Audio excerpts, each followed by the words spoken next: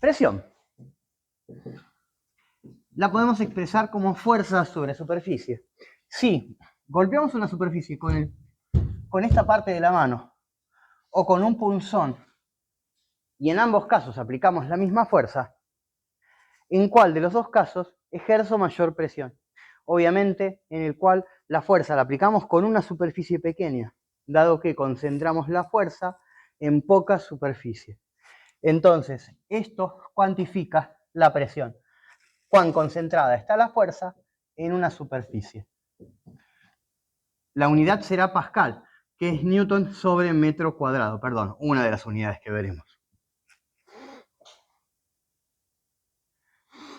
Bien, si tenemos un ladrillo apoyado sobre una mesa y a este ladrillo le hacemos fuerza, suponiendo que la fuerza es mucho más grande que su peso y despreciamos el peso del ladrillo, solamente consideramos la fuerza que le ejercemos al ladrillo, tendremos presión dado que la fuerza de contacto entre las superficies, la llamamos normal, sobre la superficie en la cual se realiza el contacto, me dará la presión que se ejerce sobre dicha superficie. Entonces, un sólido apoyando sobre otro sólido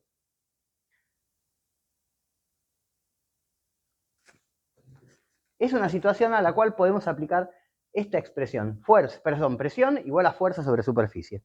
Sin embargo, si tenemos un sólido en contacto con un líquido, por ejemplo, una jeringa, ejercemos fuerza sobre el émbolo y el émbolo, que es este tapón de goma móvil negro, traduce fuerza que aplicamos sobre el émbolo con el dedo en presión en el líquido. Y este es un caso que nos interesa particularmente.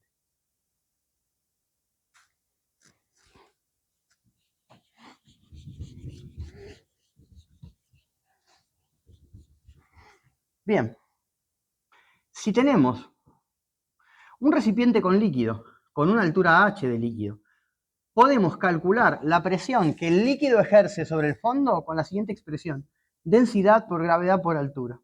Y fíjense que solo depende de la altura. No nos importa si el recipiente es más ancho, más angosto, tiene mayor sección, menor sección. No depende de la forma del recipiente, la presión en un punto. Solamente de la altura de la columna de líquido que tenga por encima. Sí, me cargo un sobrino a caballito. Y otro sobrino encima de mi sobrino. Y otro sobrino encima de mi sobrino. ¿Mis hombros están soportando el peso de mis 3 sobrinos y el mío o solo de lo que tengo encima? Entonces, para calcular la presión, ejemplo, tenemos una columna formada por 2 líquidos inmiscibles que no se mezclan, inmiscibles, agua y aceite. Y queremos calcular la presión en esta línea. Tenemos que mirar lo que tenemos arriba o lo que tenemos abajo. Lo que tenemos arriba. Entonces, fíjense que si el tubo está abierto, tendremos la presión atmosférica en contacto con el primer líquido, así que la presión en este punto A será la presión atmosférica más la densidad del líquido superior, 1, por la gravedad, por la altura de esta columna de líquido, más la densidad del segundo líquido por la gravedad por la altura de la segunda columna de líquido. No hasta el fondo, sino hasta el punto en el cual quiero calcular la presión.